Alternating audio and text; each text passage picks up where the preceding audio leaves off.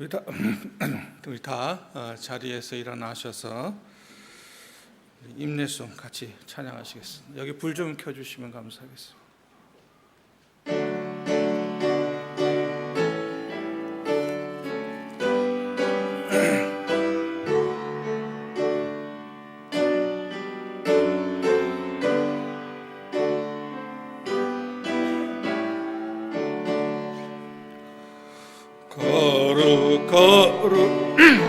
거룩 전능하신 주님, 이른 아침 우리 주를 찬송합니다.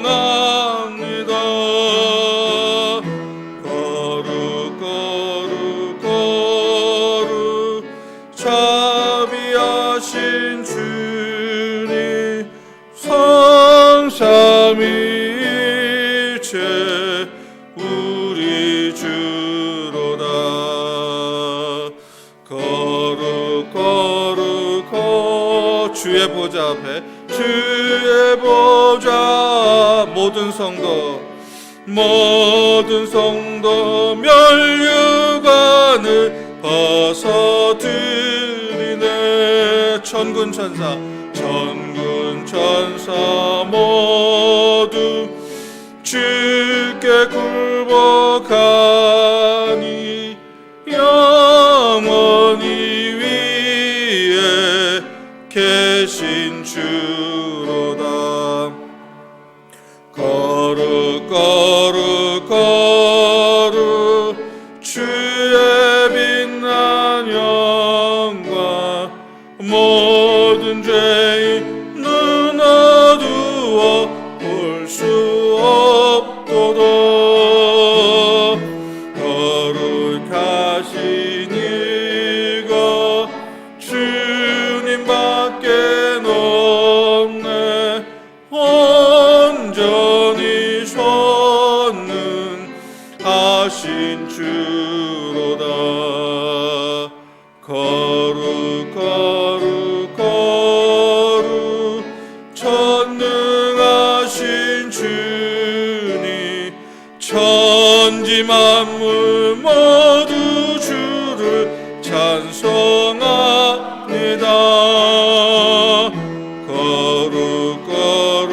거룩 전능하신 주님, 성삼위일체 우리 주로다.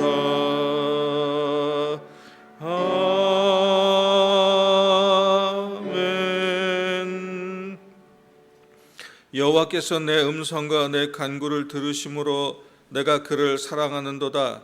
그의 귀를 내게 기울이셨으므로 내가 평생에 기도하리로다. 주님이 만드신 세상의 모든 생명이 깊은 고통의 신음을 하나도 놓치지 않으시는 주님께서 들으시고 어떤 상황 속에서도 주저앉아 있지 않고 모두가 일어나 주님을 찬양하며 온 마음과 정성으로 창조주 하나님을 예비하는 이 시간 되도록 주여 우리의 마음과 우리의 몸을 붙잡아 주시옵소서. 예수 그리스도 이름으로 기도하옵나이다. 아멘. 한 주간 돌아보시면서 침묵으로 우리 참회의 기도를 주님께 드립니다.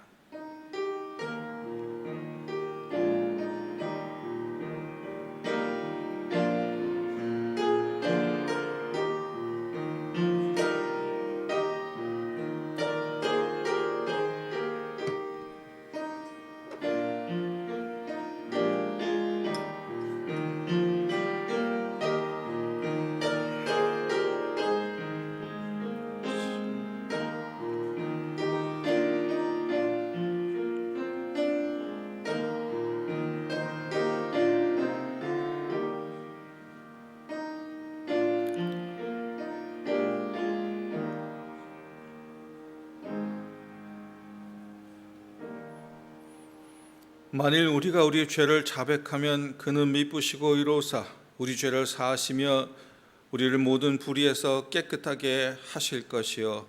아멘. 사도신경으로 우리의 신앙을 함께 고백합니다. 나는 전능하신 아버지 하나님 천지의 창조주를 믿습니다. 나는 그의 유일하신 아들 우리 주 예수 그리스도를 믿습니다.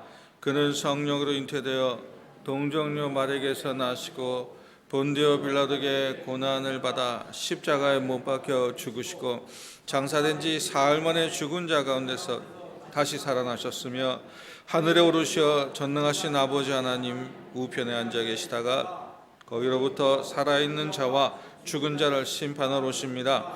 나는 성령을 믿으며 거룩한 공교회와 성도의 교제와 죄를 용서받는 것과 몸의 부활과 영생을 믿습니다. 아멘. 다 자리에 앉으셔서요. 찬송가 420장 함께 부르시겠습니다.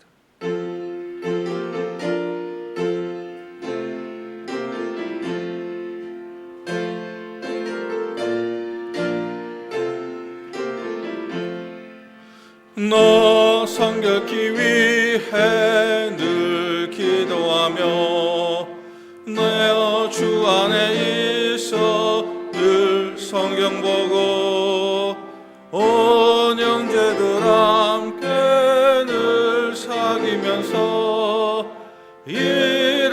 일하기마다 너 기도하라. 너 성결케 위해 내 머리 숙여 저 은밀하 계시 내 주께 빌라. 주 사귀어 살면 주 닮으리니 널 보는 이마다 주 생각하리. 너 성결케 위해 주 따라가고 일 다급하여도 당황치 말고 참 즐거울 때나 또 슬플 때나 너 주님만 믿고 늘 따라가라. 너 성결케 위해 늘 기도하며 내 소원을 주께 다 맡기어라. 너 성령을 받아 주 섬겨 살면 저 천국에 가서 더 잘 섬기리. 아멘. 이 시간에 우리 김순섭 안수집사님 나오셔서 기도해 주시겠습니다.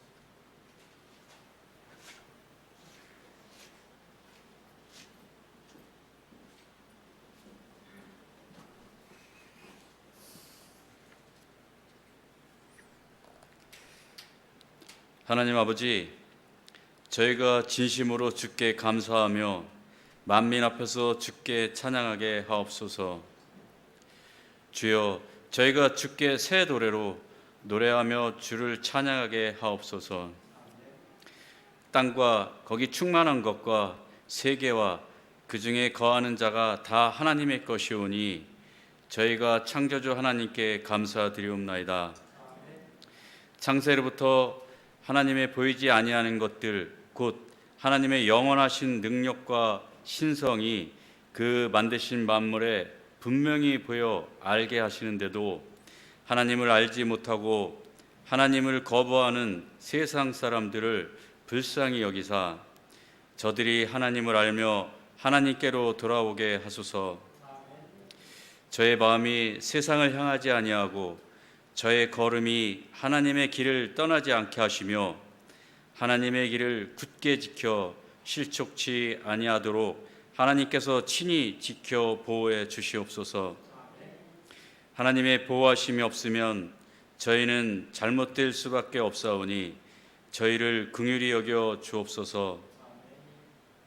저의 마음이 교만치 아니하고 저의 눈이 높지 아니하게 하시며 주님의 온유와 겸손을 배우게 하시고 그리하여 저의 마음이 쉼을 얻게 해 주옵소서. 아버지 하나님, 은총을 베푸사 하나님의 역사하심에 대하여 말하고자 할 때마다 언제나 먼저 그 일을 행하실 하나님이 어떤 분인지 묵상하게 하시고 그 말씀에 대한 믿음이 생기게 하시며 그 믿음은 저희들로 하여금 하나님께서 말씀하신 바로 그 일을 능히 이루신다는 믿음의 저희들 되게 하옵소서. 메시아가 누구인지 알고 메시아가 임할 것이라는 소식을 들은 자들이 잠잠할 수 없듯이 저희들 모두가 소리 높여 하나님을 찬송하고 경배하며 항상 새 노래로 찬송하게 하옵소서. 날마다 말씀을 묵상하며 말씀을 붙잡고 살아가게 하시며 그 말씀이 저희들 내면에 있는 교만을 무너뜨리게 하시고 구원은 오직 하나님의 은혜로만 이루어질 수 있다는 것을 잊지 않게 하시고 회개의 기회를 주셨음에도 불구하고 돌이키지 않는 어리석은 자들 되지 않게 말씀으로 저희를 붙잡아 주시고 말씀에 귀 기울이고 말씀으로 인도하여 주의 길을 걷게 하시고 말씀대로 행하는 믿음의 저희들 되게 하여 주옵소서. 저희들 삶 속에 일어난 불행한 일들은 모두 말씀에 대한 불순종으로 인하여 맺은 열매들이고 복된 일들은 모두 순종으로 인하여 맺은 열매임을 알게 하시고 하나님께서 허락해 주신 복된 삶을 위하여 마땅히 행해야 할 일이 무엇인지 알게 하옵소서. 구약시대의 주의 성막에 영광의 구름이 가득했듯이 오늘 이 예배 시간에 주의 영광이 가득 차게 하시고 주께서 영광 가운데 임재하여 주옵소서. 마음을 드리는 예배되게 하시고 항상 헌신된 삶으로 일생을 살아가게 하옵소서. 주의 종의 입술에 함께하사 저희에게 큰 은혜와 축복의 말씀을 전해주시고 이 말씀을 받아 저희들이 실천하며 또 복음을 모르는 이웃에게도 전할 수 있게 하소서.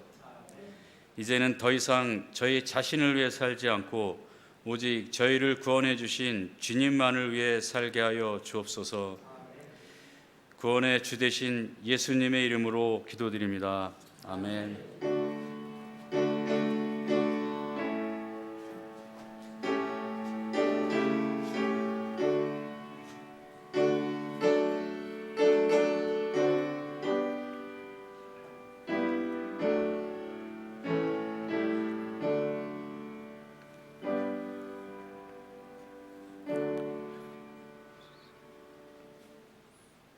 찬송 한 장 더 같이 부릅니다. 496장.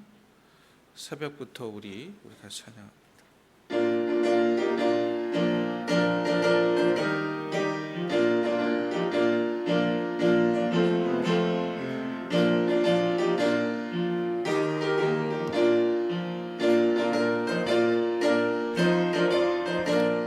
새벽부터 우리 사랑함으로써 저녁까지 씨를 뿌려봅시다.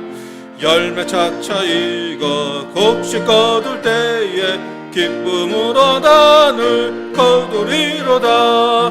거두리로다. 거두리로다. 기쁨으로 단을 거두리로다. 거두리로다. 거두리로다. 기쁨으로 단을 거두리로다. 비가 오는 것과 바람 부는 것을 겁을 내지 말고 누려봅시다. 이를 맞춰놓고 곡식 거둘 때에 기쁨으로 단을 거두리로다. 거두리로다. 거두리로다. 기쁨으로 단을 거두리로다. 거두리로다. 거두리로다. 기쁨으로 단을 거두리로다. 씨를 뿌릴 때에 나으지 아니할까 염려하여 심히 애탈지라도 나중 예수께서 칭찬하시리니 기쁨으로 단을 거두리로다. 거두리로다. 거두리로다. 기쁨으로 단을 거두리로다. 거두리로다. 거두리로다. 기쁨으로 단을 거두리로다. 아멘. 인사 나누실까요? 함께 예배 드리게 해주셔서 참으로 좋습니다. 옆에 있어 주셔서 고맙습니다. 예수 그리스도 이름으로 사랑합니다. 예, 우리 다 자리에서 일어나셔서 우리 하나님 앞에 봉헌하시겠습니다.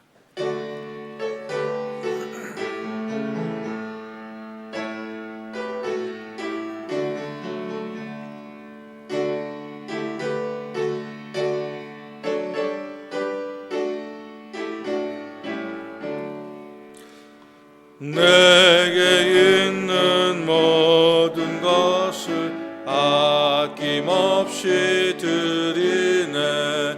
사랑하고 의지하여 주만 따라 살리라.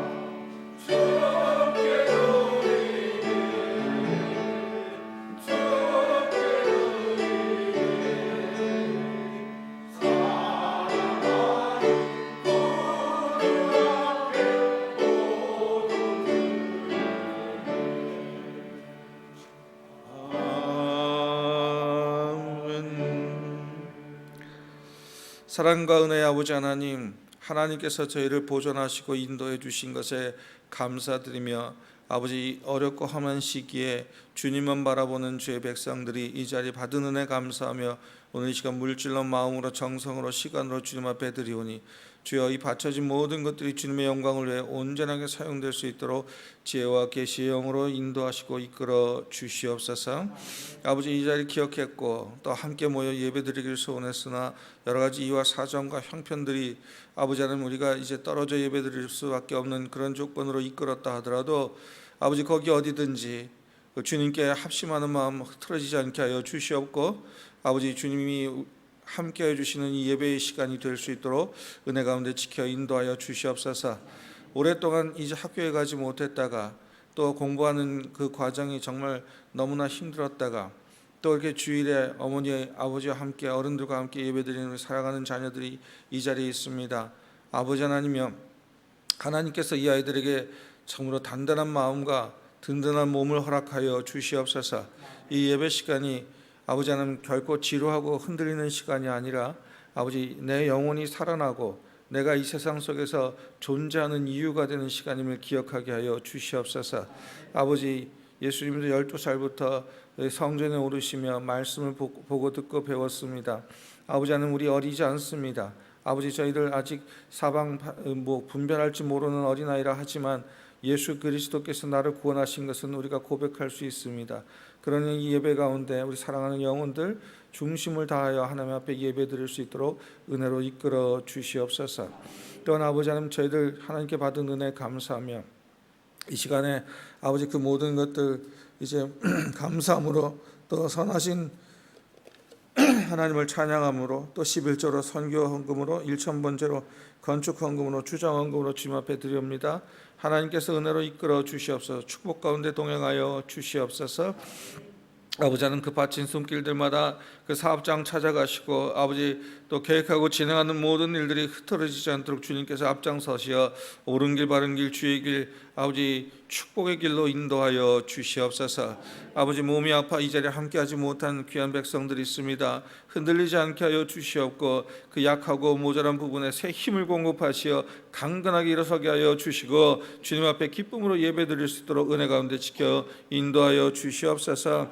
아버지 먼 길 나가 있거나 또 멀리 떨어져 공부하거나 또 각자 일을 하기 위해서 떠나 있는 사랑하는 주의 백성들이 있습니다. 자녀들이 있고 또 가족들이 있습니다. 하나님 눈동자같이 보존하여 주시옵소서. 흔들리지 않게 하시고 아버지 좌로나 우로나 돌아보지 않게 하시고 오로지 주님만 바라보며 이 어렵고 힘든 시간에 아버지 승리하는 삶, 아버지 건강한 삶, 또 이기는 삶을 살도록 도와주시옵소서.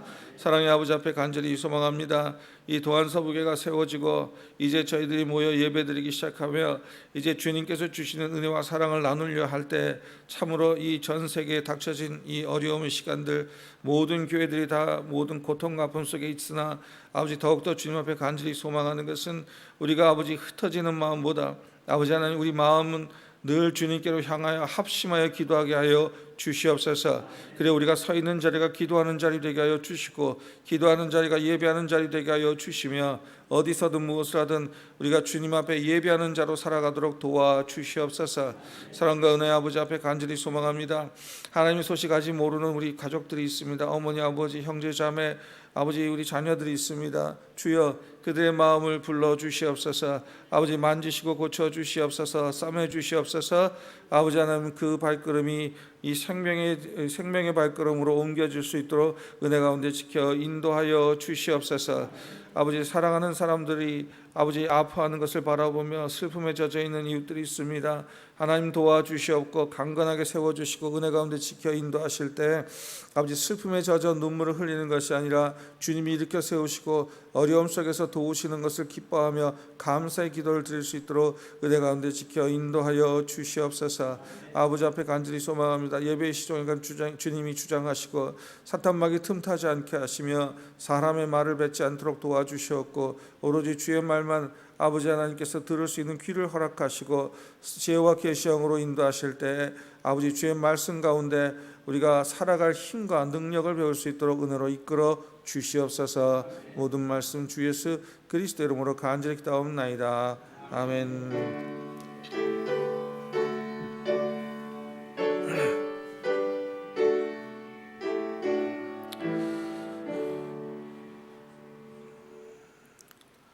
자리에 앉으시고요. 제가 한 두 가지 정도 놓친 게 있는데 오늘도 주님의 은혜로 빵과 음료가 준비되었습니다. 한 분도 그냥 돌아가지 마시고 두 손 가득히 가지고 돌아가시길 바랍니다. 그리고 저희 교회 이제 그 부교육자가 안 계신 지가 꽤 오래됐어요.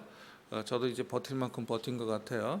그래서 여러분들 주변에 제가 아무리 이렇게 아름아름으로 또 이렇게 광고하고 했는데도 잘 쉽게 이렇게 매칭이 안 되네요. 그러니까 여러분들 혹시 주변에 이렇게 교회 사역을 위해서 헌신하실 분들이 있으시면 좀 소개해 주시고 우리 같이 먼저 기도해 주셨으면 좋겠어요. 그래서 이 교회 사역자를 위해서 저를 도와서 도안서부교회 주의 몸된 교회를 건강하게 이끌어갈 사역자를 위해서 기도하실 때마다 잊지 말고 기도해 주시면 하나님께서 좋은 분 허락해 주실 줄 믿습니다.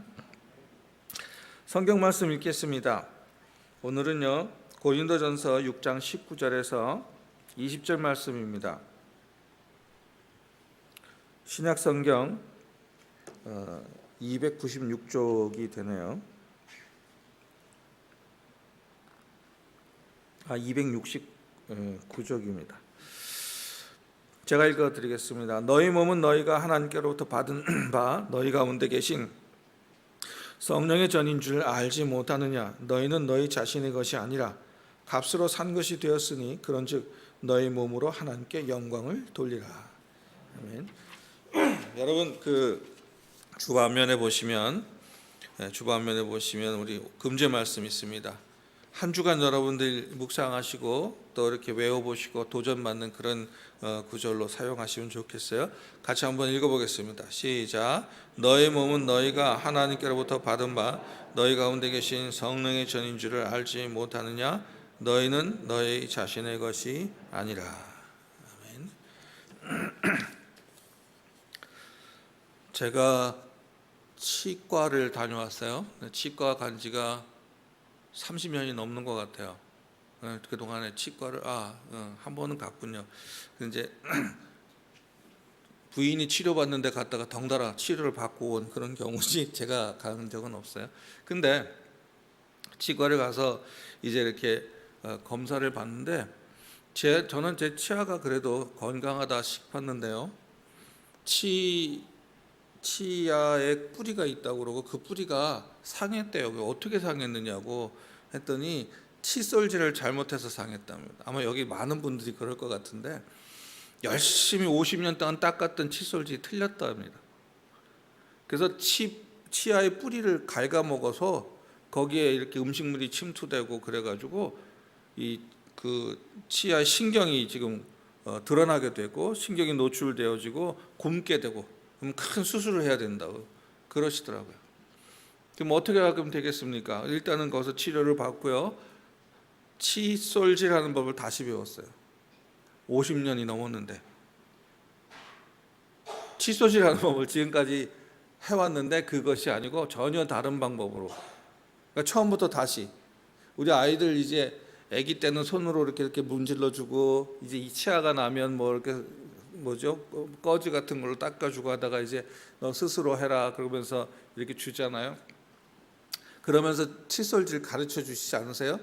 윗니 아랫니 뭐 그런 노래도 있었네요. 이 닦을 때는 뭐 세수할 때는 이렇게 하고 윗니 아랫니 이 닦자 이랬던 노래도 있었던 것 같은데 그렇게 해서 닦았거든요. 정말 뭐 하루에 3번씩 닦는 3번 4번씩 닦는 것보다는 덜 닦았지만 그래도 참 열심히 닦았습니다. 그런데 방법이 잘못됐기 때문에 치아 신경에 영향을 주지 않는 방법으로 다시 배우고 또 그렇게 정확하게 닦을 수밖에 없다라는 것이죠. 그리고 그것만이 아니더라고요. 치간 칫솔이라는 거 여러분 아세요?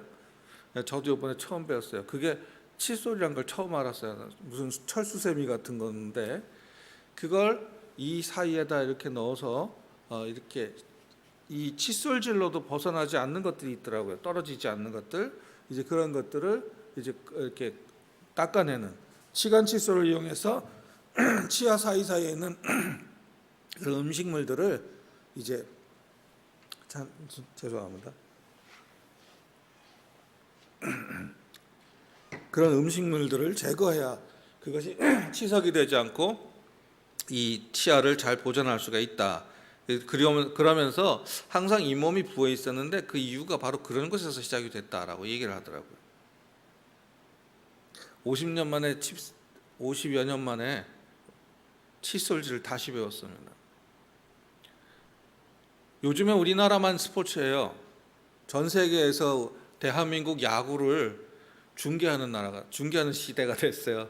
그래서 예전에는 한국의 선수들이 가서 뛰고 싶은 곳이 어디냐면 미국의 메이저리그 뭐 이렇게 했는데 지금은 그 메이저리그를 보던 사람들이 한국 야구를 보고 있다는 사실이죠. 뭐 이게 다 코로나로 인해서 뒤죽박죽된 이 질서, 세계 질서 때문에 그런데 가끔 이렇게 스포츠 중계를 보다 보면은요, 저 선수 오늘 예전 같지가 않네요. 뭐 이런 얘기들을 하게 돼요. 그건 뭐냐면 이 스포츠는 폼 운동 이제 특히 이제 뭐 야구 또 이제 뭐 축구도 있습니다만 야구 또 골프 뭐 이런 것들 그러니까 좀 세밀함을 느끼게 하는 그런 운동들은 이 폼을 굉장히 중요시합니다. 테니스도 그렇고요.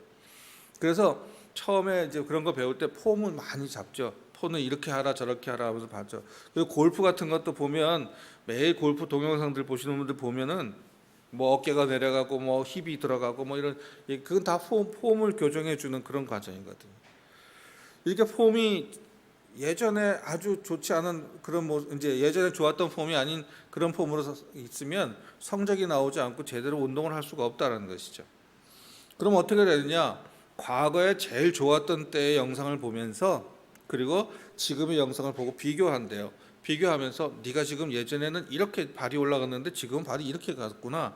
이거는 기본적으로 발이 올라가는 게 맞지. 그러면서 다시 어떻게 하면 기본기 운동을 하게 된다 그러는 거죠. 그러면서 이제 폼을 찾으면 다시 예전에 그런 좋은 성적을 낼 수가 있다라고 얘기를 합니다. 믿음의 이야기도 한번 해볼까요? 우리들이 믿는 믿음에 대한 것도 이처럼 설명해 볼 수가 있는데 뭐 이게 다 100% 맞다고 할 수는 없으나 우리는 예수님을 내 주로 고백하고 믿음의 사람들이 됐어요. 그래서 우리는 이제 교인 혹은 성도라고 이렇게 불려지게 됩니다. 그리스도에 속한 사람, 기독교인, 교인, 크리스천 이렇게 불려지게 되죠. 우리가 세상에 살아가는 모습이 예수님에 대한 믿음이 없는 사람들과는 다른 모습으로 구분되기 때문에 다르게 부르는 거죠. 그렇지 않아요?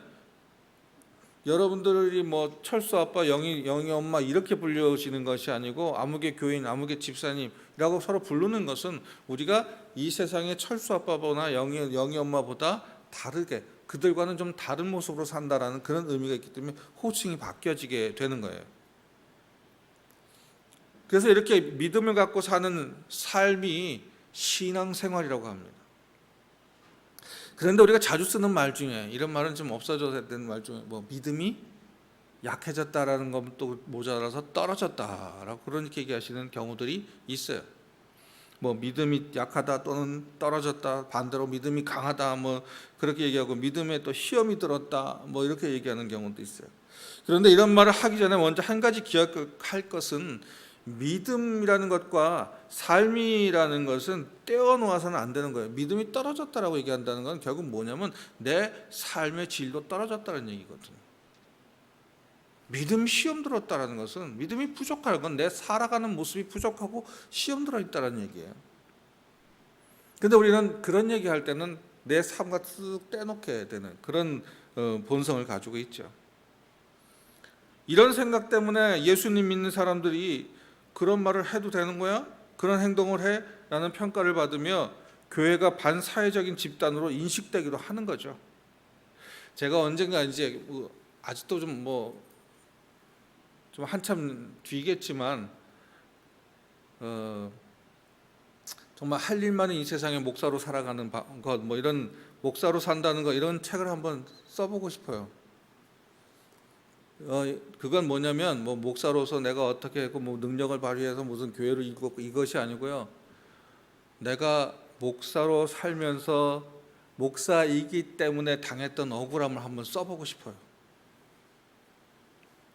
목사라서 화장실에 오래 못 앉아 있고, 목사라서 배고픈데 먼저 드세요. 누가 인지 있고, 목사라서 추워 죽겠는데 등등 이런 것도 한번 써보고 싶어. 왜냐하면 목사님은 그래도 되지 않아요? 라고 하거든요. 목사님 당연히 그래도 되죠. 그래야 되고요. 그래 왜? 뭐 본을 보여야 되는 상황이기 때문에. 그런데 세상의 사람들은요, 목사만 그렇게 본다는 거 아닌 줄 아세요? 아니라는 걸 여러분 기억하세요. 여기 앉아 계신 모든 분들도 다 목사랑 똑같이 보여요. 교인이 그러세요? 교인이 어떻게 그런 말을 하세요? 집사람이에요. 그 사람 장로래. 아이고 장로가 왜 그래? 우리 교회 얘기하는 거 아니면 절대 오해하지 마세요. 이런 식으로 얘기하게 되는 이유는 어떤 결과냐? 바로 이 믿음하고 생활을 분리했기 때문에, 따로 생각했기 때문에 이런 결과들을 가져오게 되는 거죠. 기억하세요. 신앙과 생활은, 믿음과 생활은 성령으로 접착된다는 거.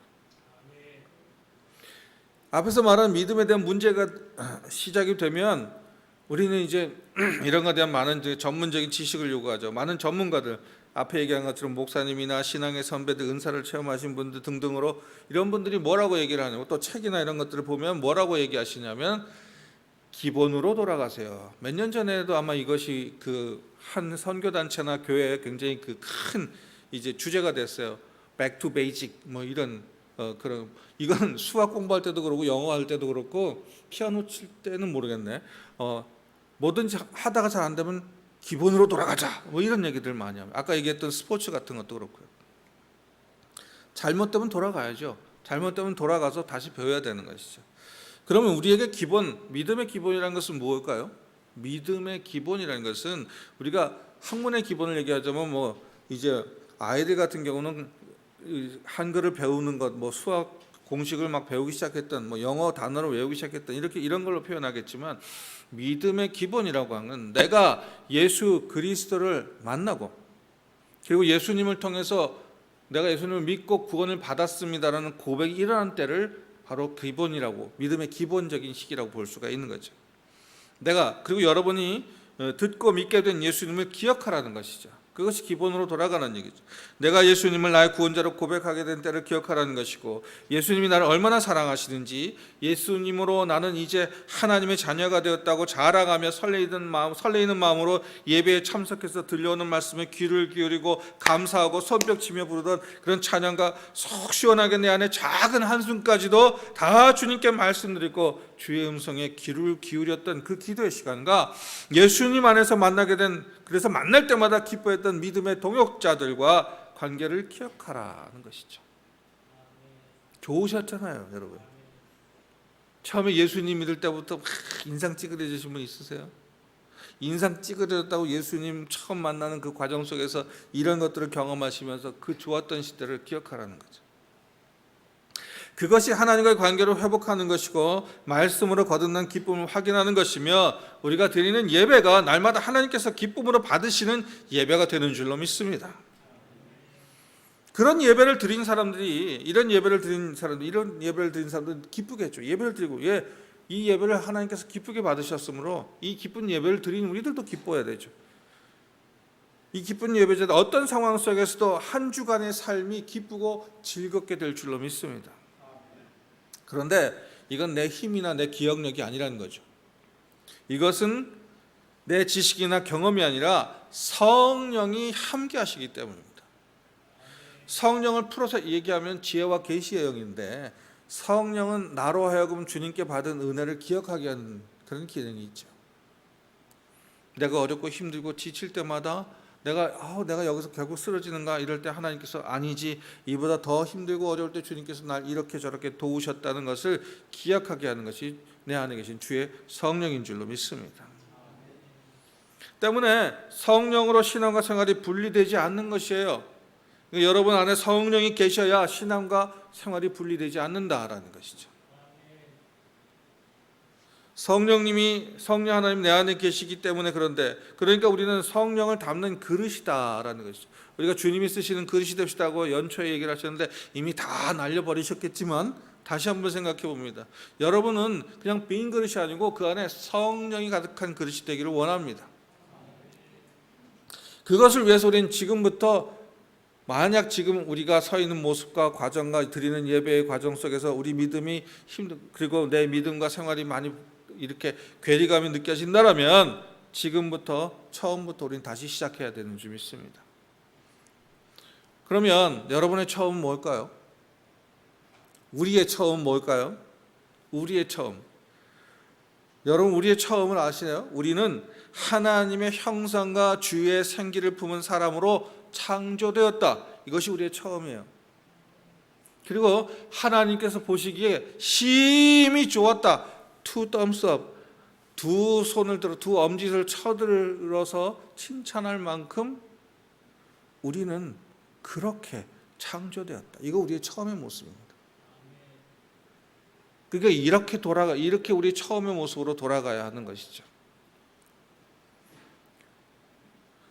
그런데 우리가 하나님이 우리의 형상을 따라 사람을 만들자 하시고 그 코에 루하흐 생기를 불어넣으셨다. 생기를 불어넣으셔서 그래서 하나님 보시기에 좋았고 너무 좋아서 이제 이 사람에게 이 모든 창조의 질서를 보존할 수 있는 그런 기회를 주자. 이렇게까지 말씀하셨죠. 그런데 죄를 범함으로 말미암아서 죄를 지음으로 말미암아서 우린 내 안에 생기를 빼버렸어요. 생기를 잃어버렸어요. 죽은 자가 됐어요. 두려워하죠. 죽음을 무서워하는 자가 됐죠. 그러니까 우리가 이 생기의 회복을 위해서 그리고 하나님의 형상을 지켜가기 위해서 우린 처음에 하나님의 형상을 닮았고 내 안에 생기가 있다는 것을 기억해야 될 줄로 믿습니다.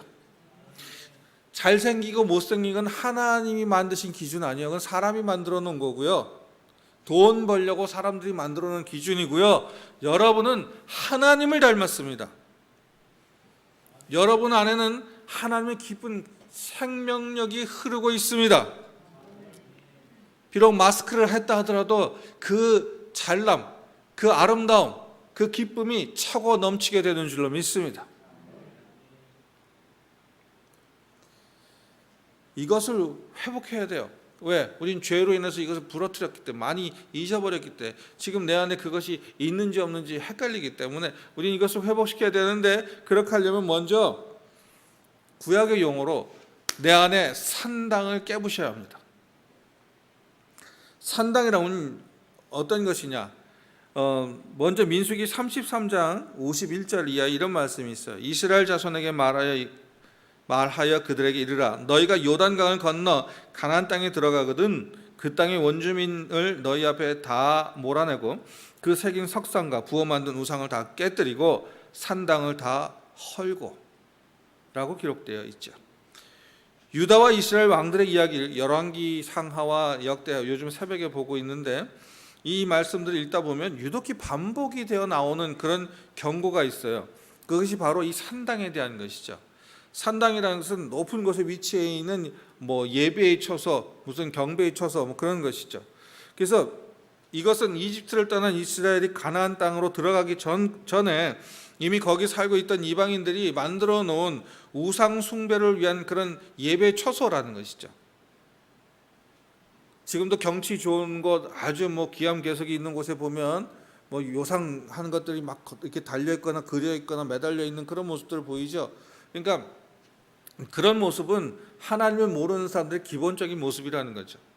그래서 그런 것들이 이제 이 산당 안에 가득했던 것이죠. 그런데 이스라엘 백성들이 가나안에 들어가고 나서 이 하나님 앞에 예배를 드려, 이 제사를 드려야 되는데 아직 성전이 지어지기 전이기 때문에 지금 거기 있었던 그 산당들을 사용합니다. 그래서 산당에서 예배를 드려요. 솔로몬조차도 기브온에 있는 산당에서 하나님 앞에 1000번제를 드렸거든요. 근데 기브온에 있던 산당이 좀 굉장히 컸던 것 같아요. 그래서 이 솔로몬도 가서 그곳에서 예배를 드립니다. 열왕기 3장 2절 이하의 그 모습이 기록이 되어 있죠. 그런데 유다를 52년, 유다라는 것이 이제 그 이스라엘 솔로몬의 기본적인 솔로몬 왕 때, 다윗과 솔로몬 왕 때 이제 아주 큰 왕국을 이뤘던 이스라엘이 그만 갈라지게 되죠.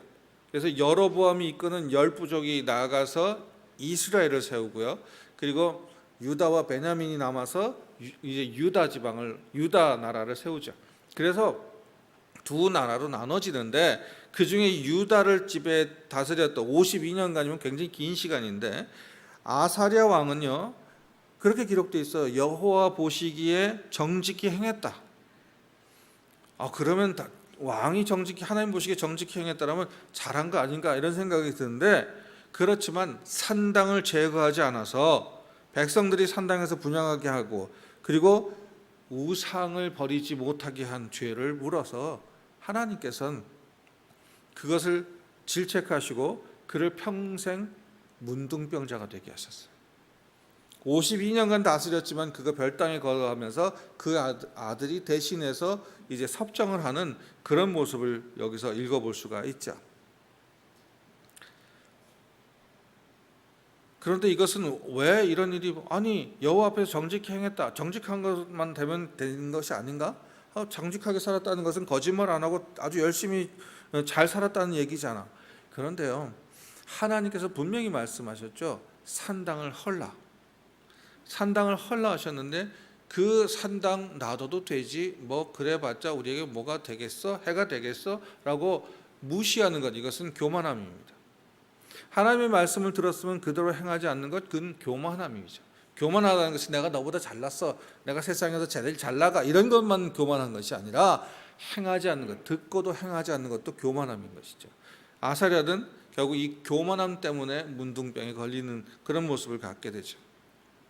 하나님의 경고와 같이 이스라엘 백성들이 산당으로 인해서 그들의 신앙생활이 급격하게 무너지고 여호와 하나님을 외면하고 심지어는 이방인들을 섬기면서 그리고 그들이 주는 향락 문화 속에서 죄를 짓게 되는 것이죠. 그러면 왜 이렇게 역대 왕들이 이 산당을 없애지 못했을까? 그 첫 번째 이유는 편리성 때문이에요. 산당이 있었던 이유는 성전이 없기 때문에 그런데 성전이 없고 성막은 이제 이동하면서 계속 예배를 드렸으니까 성전을 짓기까지는 성막이 있었는데 이제 이스라엘 백성들이 이렇게 몰려 있는 것이 아니라 이제 각자 지역으로 흩어지죠. 각자 분양받은 땅으로 다 떠나갑니다. 그러다 보니까 절기 때 자 모여서 예배 드리자. 우리 아이들도 거실에 앉아 있다가 우리 가정 예배 드려야지. 그럼 다 자기 방으로 도망가요. 그건 남과 북이 합쳐지는 것보다 더 먼 거리인데 나오라고 그래서 잠깐만 해가지고서는 결국 1시간 내내 씨름하다가 그냥 흩어지고 마는 그런 경우들이 있는 것처럼 이렇게 여기저기 뭐 요단강 건너기 전에 세부족 그리고 건너가서 북쪽에 또 남쪽에 각자 산지에 평지에 이렇게 흩어지게 돼 있죠. 그러다 보니까 이들이 모여서 예배드리기에는 너무 멀어요. 너무 힘들어요. 그래서 그러면 우리 주변에 있는 이 산당을 이용하자. 그래, 여기 비어 있잖아. 우리 산당을 이용하자. 그리고 그 산당에서 예배를 드린 거예요. 아까 제가 설명했던 솔로몬도 그 산당을 이용했던 것처럼 말입니다. 그들이 이제 이렇게 주변에 이스라엘이 가장 번성하고 크게 성장할 때 이렇게는 어떤 때냐면 그래도 예루살렘에 모여서 예배를 드릴 때예요. 그래서 이것이 축복의 표본이고 이것이 모든 만왕의 왕들이 배우려고 솔로몬 때에는 이 솔로몬 때 이제 성전이 완성되었고 이 성전의 예배를 드릴 때 만왕의 왕들이 쫓아와서 그 예배를 구경하고 보고 견학하고 솔로몬의 지혜를 배우는 그런 모습들을 우리가 말씀 속에서 찾아볼 수가 있죠. 그러다가 솔로몬의 아들 르호보암 왕 때 나라가 둘로 나뉘게 되죠. 앞서 설명한 것처럼요. 열둘과 둘로 나뉘게 되죠. 열둘 부족이 열과 둘로 나눠지게 됩니다. 이스라엘 백성들이 스스로 특히 이제 이렇게 분리해 나간 열 부족이 불편한 거죠. 지금 유다가 있던 예루살렘에 성전이 있기 때문에 이미 성전이 지어진 상태죠. 성전이 있기 때문에 절기 때마다 그쪽으로 가야 하는 불편함이 있어요. 그리고 이제 이렇게 분리해 나간 왕과 그 통치자들은 무슨 걱정을 하는가 하면 이 사람들이 예배를 드리려고 남쪽 유다로 계속 내려간다면 결국 그 사람들하고 마음이 맞아서 다시는 돌아오지 않을 거 아닌가? 이런 생각을 하게 되는 거죠. 그러다 보니까 불편하죠. 마음이 어두워지는 것이죠. 그래서 금전적인 체력적인 소비가 불편해집니다. 요거 어디서 많이 보지 않으셨어요? 신약에도 신약 성경 기록에도 이런 것이 있죠. 예수님이 이제 성전에 오르셨을 때 먼 길에서 온 사람들 예배드리기 위해서 비둘기를 삽니다. 양을 삽니다. 이 나라 돈 아닌데 바꿔줘 하는 환정사인데 어디까지 들어와 있다고요? 하나님이 만인이 기도하는 집까지 들어왔기 때문에 예수 그리스도께서 그것을 성전 정화를 이렇게 됐다는 것을 우리가 기억해 보아야 됩니다. 그러니까 산당을 허물지 않으면 언제까지? 지금 이 시간까지 흘러내려올 수밖에 없다는 얘기죠. 그래서 이들은 이제 이제 그러면서 하나님 앞에 이제 예배는 드린다고 하지만 어떤 일이 벌어지는가 하면 이 편리성 때문에 하나님 앞에 집중하는 마음들이 흔들리게 되는 거죠. 그런데 편리성은 하나님의 계획하신 가운데 있어야 한다는 사실이에요. 우리가 코로나19 바이러스로 인해서 모여 예배드리지 못한 지가 정말 오래됐어요. 온라인 예배도 바로 이 대안으로 그 방법으로 대신하다가 이렇게 다시 이제 5월부터 6월부터 조금씩 모여서 예배 드리기 시작합니다. 아직도 불완전한 시기지만 온라인 예배가 우리들의 게으름을 변명하는 도구가 안 됐으면 좋겠습니다. 그러니까 우리가 예배하는 자리에서 신령과 진정으로 드려진 그런 예배가 되게 하기 위해서 우리는 기도하며 준비하는 그런 주의 예배자들이 되었으면 좋겠어요.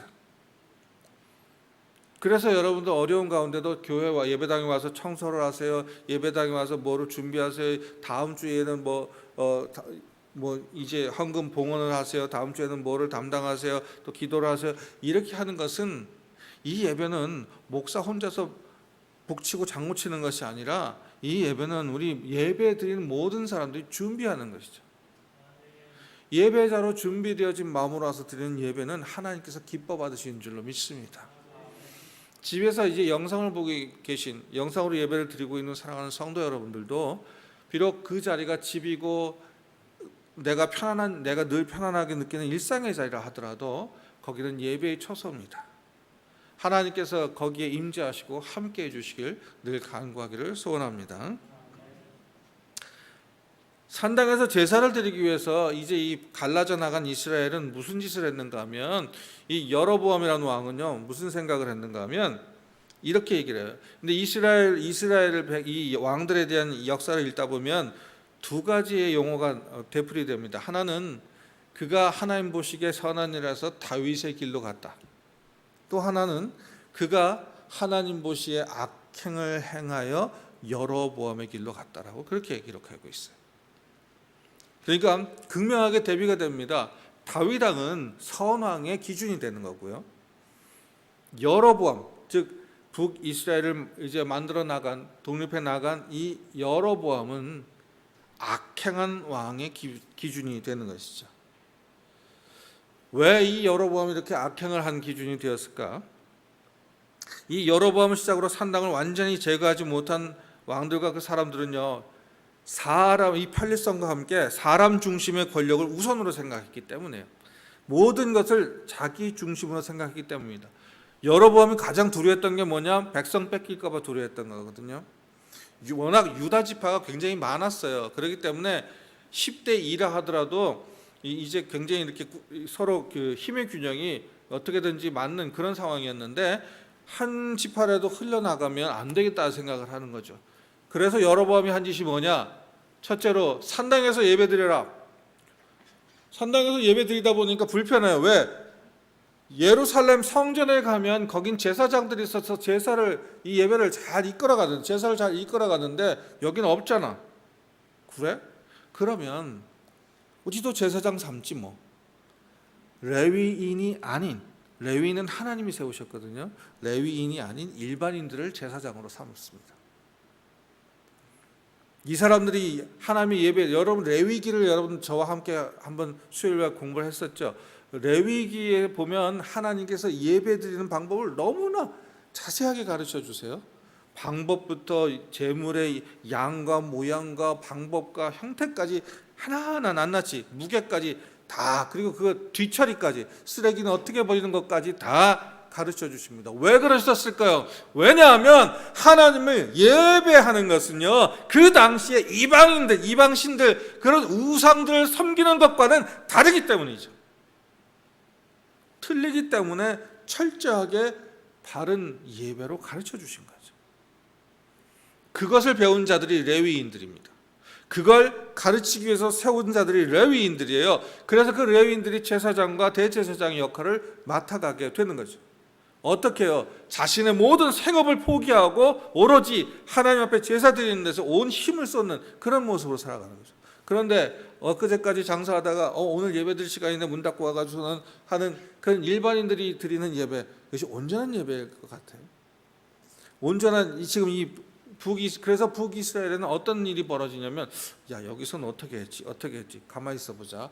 여기가 옛날에 여기 몰렉을 섬기던 사람, 또 여기다 아세라 목상이 있던 자리인데, 아세라는 그때 뭐 농지의 신이니까 뭐 이렇게 예배를 드렸고 저렇게 예배를 드리고, 야, 여기 우리가 좀 더 효과를 내면 불을 좀 지펴야 돼. 그들이 결국 따라간 건 이방인들의 관습이거든요.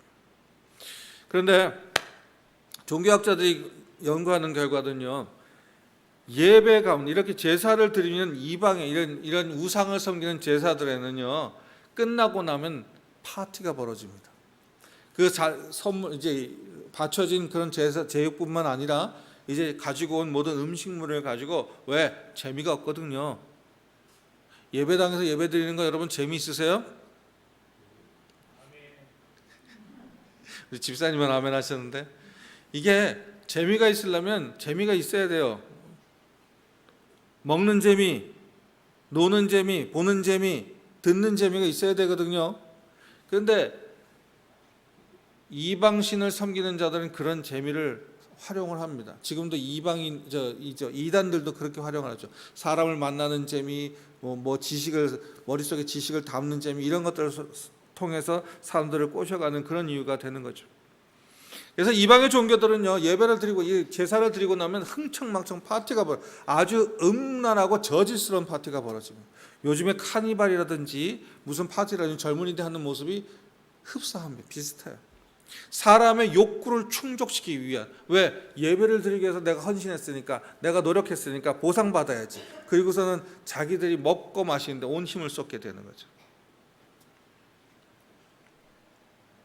그러니까 당연히 그곳에서 하나님께 예배를 드리겠다, 여호와 아버지 하나님 앞에 예배를 드리겠다 했던 백성들이 하나님 잊어먹기 시작합니다. 그들이 기억하는 건 이방신들이죠. 우상들이죠. 사람 중심의 생각으로 변환되고 마는 거죠. 그래서 여로보암이 그리고 여로보암이 또 한 가지 어떤 악행을 했는가 하면, 가만 놔두면 이스라엘 백성들이 자꾸 이제 절기 때마다 예루살렘으로 가니까 귀찮아요. 그리고 불안해요. 그래서 무슨 짓을 했냐면 나름대로의 절기를 만듭니다. 야, 우리는 저쪽 지방하고 날씨도 다르고 기후도 다른데 어떻게 같이 지내? 우리가 하자. 그리고 자기 나름대로 절기를 정해서 마음대로 예배를 드리는 거죠. 절기조차도 하나님께서는 이 절기도 율법을 주시면서 하나님 앞에 모세에게 율법을 주시면서 하나하나 낱낱이 세세하게 유월절을 지키는 이유, 칠칠절을 지키는 이유, 감사절을 지키는 이유를 분명히 말씀해 주셨어요. 유월절을 지킴으로 해서 하나님께서 이스라엘을 어떻게 구원하셨는지, 구원의 하나님의 놀라우신 사랑과 은혜를 경험, 그것을 후손들에게 전하도록 하기 위해서 그렇게 절기를 정해 주셨는데, 단지 통치를 위해서만 여로보암은 그것을 사용하게 되는 거죠. 그 사람이 예배드린 자리가 산당입니다. 그런데 이 여로보암이 처음부터 나빴나요? 아니요. 여로보암이요, 열왕기상 11장에 보면 하나님께서 여로보암에게 이렇게 말씀하셔요. 내가 만일 내게 명령한 모든 일에 순종하고 내 길로 행하여 내 눈에 합당한 일을 하며 내 종 다윗이 행한과 같이 내 윤리와 명령을 지키면 내가 너와 함께 있어 내가 다윗을 위하여 집을 세운 것 같이 너를 위하여 견고한 집을 세우고 이스라엘을 내게 주리라. 열왕기상 11장 38절입니다. 여로보암은 그런 약속을 받고 그 약속 아래서 이스라엘의 이제 그 르호보암의 모든 그 죄악과, 그러니까 통일 이스라엘 왕국의 죄악을 벌하기 위해서 이제 10부족을 데리고 나온 것이죠. 그런데 그렇게 큰 하나님의 약속을 받았음에도, 이런 약속에도, 이 놀라운 약속을 받았음에도 불구하고 그는 백성 앞에서 그 약속을 믿고 따라가는 자가 되지 못했습니다. 그것은 바로 지금 아까 설명해 드렸던 그 현실이 눈앞에 보였기 때문이죠. 이 백성 하나하나가 어디로 사라지지 않을까. 처음에 우리 교회 오지 못하게 하고 여러분은 다 이제 집에서 예배 드리세요 했을 때 모든 교회 목사님, 저까지 포함해서 무슨 생각했는 줄 아세요? 교인들이 다 가면, 딴 데로 가면 어떡하지? 성도님들은 그런 생각 안 하는데 목사님들은 그런 생각하는 분들이 많아요. 왜? 주어진 약속과, 그러니까 신앙과 생활이 다르지, 주어진 약속과 현실이 너무 다르기 때문에, 너무 현실이 내 눈앞에 있기 때문에 이 약속을 믿고 따라가기에는 걱정과 근심으로 뒤덮이게 되는 것이죠. 이것이 바로 신앙과 생활을 분리를 시켜버리는 그런 요인이 되어버리고 마는 것이죠. 그리고 제일 나쁜 짓을 했어요. 우상을 만들었어요. 어떤 우상이냐면 이스라엘이 모세가 하나님을 만나러 간 그 사이에, 이제 십계명을 받으러 올라간 그 사이에 만들었던 금송아지를 2개나 만들어서 단과 베델에, 이게 한 곳에 한 곳에 놔두고, 야, 내가 너희들 하나님 형상을 만들어서 양쪽에 했으니까 아무 쪽이나 편리한 쪽 가서 예배드려 라고 얘기를 합니다. 결국 한 사람이라도 뺏기지 않아야겠다는 그런 욕심 때문에 그만 그들이 하나님 앞에 불순종하는 죄를 범하게 되는 거죠. 다 무엇 때문에? 그 안에 바로 편리함과 그리고 사람의 욕심을 중심에 두는 이유 때문에 그런 것이고요. 그러면서 앞서 설명한 것처럼 이들은 세상의 미혹 속에 예배를 드리고 나면, 예배 오는 이유가 뭔 줄 알아요? 예전에 제가 이제 그 이민 목회할 때 청년들이 많이 왔어요. 청년들이 많이 왔는데 그 중에 한 녀석이 아주 기가 막힌 얘기를 하더라고요. 제가 이 교회 오는 이유를 아십니까? 물어보지도 않는데 물어봐요. 얘기를 해요. 몰라. 왜? 목사님이 잘생겨서? 아니면 뭐 친구들이 있어서? 아, 그거 아닙니다. 밥이 맛있어서 왔습니다. 끝나면 밥을 맛있게 해서 한식을 먹으니까, 그 외국에 사는 애들이 한식이 그립잖아요. 그러니까 고향의 음식이 그리우니까. 근데 이 교회 저기 다 다녀봐도 이 교회가 제일 맛있더라. 그래서 왔다는 거죠. 물론 그렇게 해서라도 오면 감사하겠지만, 그러나 정말 중요한 건 우리가 하나님을 만나고 주님 앞에 드리는 이 예배 자체에 우리가 기쁨을 가져야 될 것이지, 그 외에 부수적인 것을 따지다 보면 우리는 세상의 유혹에 마음을 뺏기게 되어버리고 마는 것이죠. 이제 우리들은요, 이스라엘 백성들은 점점 그 마음속에 있는 산당 때문에 점점 그 유혹에서 벗어나지를 못합니다. 그래서 하나님께서 벗어나게 되고 결국에는 하나님을 외면하고 잊어버리는 그런 일까지 당하게 되는 거죠. 우리도 예수 그리스도를 주님으로 모시고 있는 신앙이 있고 성경에 수도 없는 축복의 약속의 말씀을 받고 있지만, 우리 앞에는 현실적인 많은 역경과 고난과 기도하고 애써도 이루어지지 않는 고난의 나날이 전개되는 것이에요. 그러다 보니까 우리는 두려움과 걱정과 근심에 쌓이는 여로보암의 길로 빨려 들어가게 되고 마는 것이죠. 이 두려움은 왜 일어날까요? 하나님이 나를 버리셨다. 하나님이 나를 기억하지 못하신다. 죄를 범한 모든 사람들이 동일하게 생각하는 것입니다. 죄는 하나님과의 분리를 낳습니다. 하나님이 죄악이 들어옴으로 해서 사람이 하나님을 피해 도망가게 되는 것이죠. 그러니까 모든 것을 공급해 준 이 전 천지를 지으시고 생명을 공급해 주신 하나님과 하나님을 떠나게 되니까 어떤 일이 벌어지는가요? 사람들 이제 스스로가 필요한 걸 찾아야 되겠죠. 말하자면 내일 쓸 것을 오늘 확보해 놔야 됩니다. 그래서 전쟁이 일어나요. 그래서 싸움이 일어나고 다툼이 일어나고 눈속임이 일어나고 그래서 사기가 벌어지고 그렇게 되어지는 것이죠. 우리가 여로보암의 길이 아닌 다윗의 일로 가려면 어디서부터 잘못된지를 살피고 처음부터 다시 주님의 가르침을 배워야 될 줄로 믿습니다. 그리고 오늘 본문 말씀에 이런 것이 있죠. 내 것이 아니다. 여러분, 내가 아는 신앙 지식과 행동은 내가 아는 것이 아니라 내 안에 계시는 성령 하나님을 통하여 듣고 보고 배우고 익히고 알고 기억하고 행하게 된다는 것을 잊지 마시길 바랍니다. 바울은 말합니다. 성령으로 거듭난 우리의 몸은 우리의 것이 아니라고 얘기하는 거죠. 성령 하나님이 거하실수록 성령 하나님이 내 안에 계실 수 있도록 이렇게 허락한 몸이라 이렇게 내어준 몸이라고 설명해 주고 있어요. 그래서 우리 몸을 성령의 전이라고 얘기합니다. 성령의 전으로 사용되기 위해서는 먼저 내 안에 산당들을 다 깨어내는 은혜가 있기를 원합니다. 그리고 그 자리에 성령님이 임재하셔서 우리를 성령으로 거듭난 그리고 주의 몸으로 주님께서 세우신 귀한 거룩한 몸이 되어주는 주의 백성들 되기를 원합니다. 여러분 요즘에 빌려서 많이 쓰잖아요. 도서관 같은 데 가면 책 내가 돈 내고 많이 빌려올 수 있고요. 돈을 안 내더라도 이름 대고 막 빌려오죠. 저도 이민 초기에 미국 도서관에 가니까 막 거기 보니까 한국 영화도 있고 막 그랬어요. 그래서 그런 걸 막 빌려와요. 그런데 그거 빌려와서 내가 한 달씩 몇 달씩 써도 내 건 아닙니다. 돌려줘야 돼요. 돌려주는데 그냥 돌려주나요? 찢어지지 않게 깨지지 않게 잘 보관했다 돌려줘야 됩니다. 우리들의 몸과 마음은요 하나님 것입니다. 그러기에 우리가 하나님께 허락받은 이 몸과 마음 깨끗이 안전하게 주님 뜻대로 지켜가는 것도 신앙생활 중에 하나입니다. 특별히 이 자리에 있는 어린 심령들 젊은 영혼들에게 부탁드립니다. 하나님께서 베풀어 주신 이 영과 육을 온전하게 지켜가는 은혜가 있기를 소원합니다. 여러분들은 하나님의 작품이기 때문에 그렇죠. 하나님은 우리를 만들어 놓으시고 좋았다라고 말씀하셨다고 그랬잖아요. 그 이유는 걸작이기 때문에 명작이기 때문에 그래요. 그 명작 우리를 만드신 이유는 하나님의 뜻을 따라서 이 창조의 질서를 보존하라는 그런 의미가 있기 때문인 것이죠.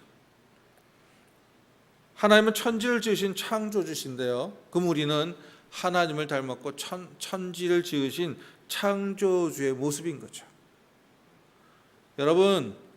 여러분들은 창조주의 모습을 하고 계십니다. 그렇게 맞게 살아가셔야죠. 창조주의 모습을 하신 여러분들이 그렇게 맞게 살아가기 위해서는 내 안에 성령님을 모시는 은혜가 있기를 소원합니다. 오늘 본문 앞부분에 이런 말씀이 있어요. 여러분이 몸이 그리스도의 지체라는 것을 알지 못합니까? 그런데 내가 그리스도의 지체를 떼어다가 창내의 지체를 만들 수 있겠습니까? 그럴 수 없습니다. 고린도전서 6장 15절 세 번역으로 읽어드렸어요. 오늘 내가 주님께 받은 이 몸과 마음을 온전히 지켜야겠다는 다짐이 있는 이 시간 되기를 소원합니다. 왜냐하면 하나님이 우리를 거저 만들어서 주셨지만 우리가 죄악으로 인해서 이 몸과 마음을 완전히 망가뜨렸거든요. 그런데 하나님께서 예수 그리스도 십자가의 보혈로 우리를 온전하게 고쳐주셨기 때문에 그렇죠. 그래서 오늘 본문에도 말씀하잖아요. 값으로 산 성령의 전이다. 예수 그리스도의 피값으로 산 성령의 전인 우리 몸과 마음을 주 예수 그리스도의 뜻을 따라서 하나님의 뜻을 따라서 온전히 지켜가는 저와 여러분 되기를 원합니다. 여러분은 고귀한 존재입니다. 존재 자체만으로도 하나님 앞에 기쁨이 되는 분들입니다. 그러기에 우리는 구별된 삶을 살아야 된다는 것에 더 이상 이의를 제기할 수가 없어요. 우린 존귀한 사람들이고 존재 자체로 하나님 앞에 기쁨을 드리는 자들이기 때문입니다. 말씀을 마칩니다. 우리는 하나님의 약속을 믿습니다. 동시에 눈앞에 보이는 현실 속으로 빠져들게 됩니다. 우리는 예수 그리스도를 주님으로 모시고 있는 신앙이 있고 성경에 수도 없는 축복의 약속을 받고 있지만 눈앞에 현실적인 많은 역경과 고난과 기도하고 애써도 이루어지지 않는 고난의 나날이 전개되죠. 약속이 이루어질 것을 믿지만 현실의 다급함 속에서 초조하게 사람의 방법에 귀를 기울이게 됩니다. 좋은 이상적인 말씀을 들었지만 정글과 같은 세상에서는 필요 없을 것 같은 생각에 말씀이 기록된 성경책을 오래된 일기장과 같이 덮어둡니다. 항상 기뻐하고 끊임없이 기도하고 모든 일에 감사하라고 하는 말씀을 좋아하지만 그것이 예수님을 통해서 이루시는 하나님의 뜻인 줄을 알지 못하는 이유는 우리가 우리 안에 계셔야 할 성령을 소멸하기 때문인 것이죠. 그리고 믿음과 떨어진 삶에서 두려움이 우리들을 여로보암의 길로 이끌어가게 되는 것이죠. 이 시간 사도 바울의 고백처럼 우리의 몸을 예수 그리스도의 핏값으로 산 성령의 전이라고 우리는 강하게 주장하고 외치고 기억하고 그렇게 살아가야 될 줄로 믿습니다. 그 이름에 맞게 살기 위해서 내 안에 세웠던 산당을 부셔버리길 바랍니다. 그리고 성령님을 모시는 그릇이 되기를 원합니다. 언제 어디서나 하나님께서 불러서 쓰실 수 있는 주인의 쓰임에 합당한 그런 그릇이 되기를 소망합니다. 기도합시다. 아버지 하나님, 이 시간 내 안에 산당을 제거하게 하시고 주님이 주신 약속을 믿으며 성령의 전으로 날마다 감사하며 살아가는 성령을 담는 그릇이 되게 하여 주시옵소서. 신앙 생활을 통해 복음을 증거하는 주의 바른 성도가 되게 하여 주시옵소서. 예수 그리스도 이름으로 기도하옵나이다. 아멘. 우리 다 같이 일어나셔서 우리 같이 찬양하셨습니다.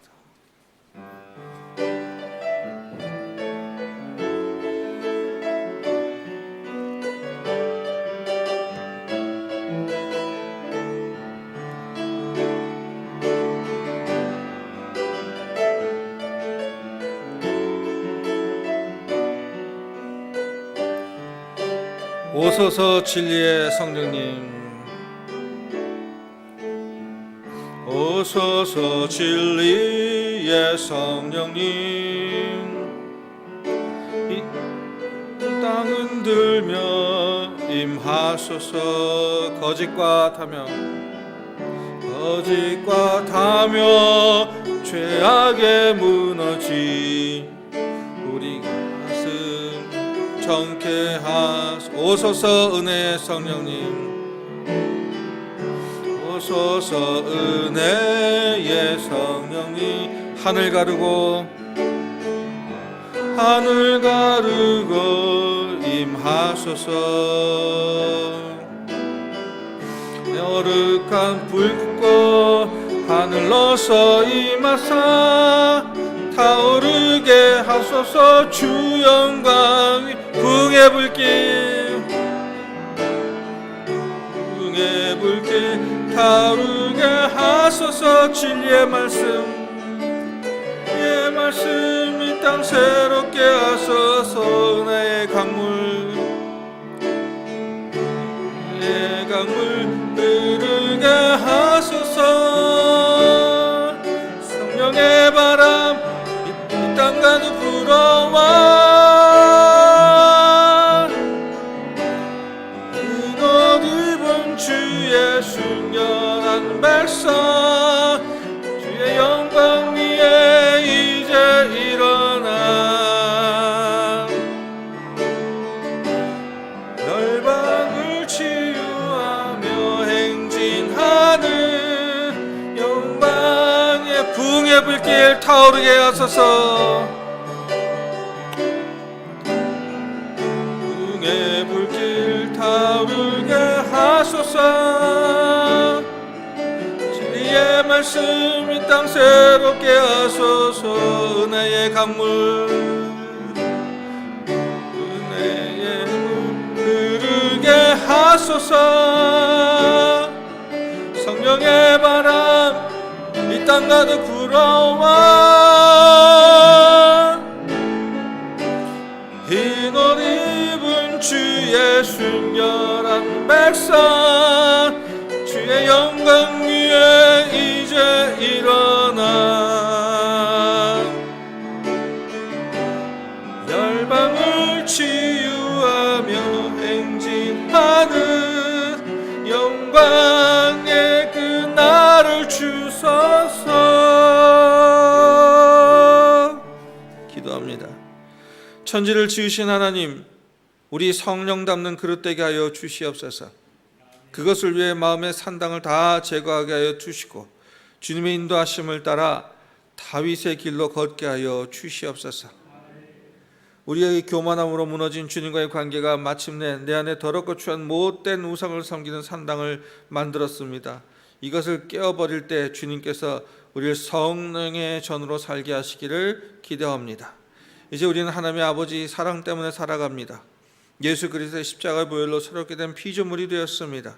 성령 하나님이 내 안에 계시며 옳은 길 바른 길 주의 길로 인도하십니다. 산당을 부수고 성령의 전으로 거듭난 주의 백성들의 삶을 위해 이제 세상으로 나아갑니다. 어떤 상황 속에서도 오직 주님만 바라보며 좌로나 우로나 치우치지 않으며 흔들리지 않고 복의 근원으로 살아가게 하여 주시옵소서. 그래야 성령을 담는 그릇으로 주님 쓰심에 합당한 모습으로 살아가도록 복의 복을 더하여 주시옵고 삶의 지경을 넓히시며 날마다 흔들어 채우시는 충만한 삶이 되도록 성부와 성자와 성령의 이름으로 축원하며 기도하옵나이다.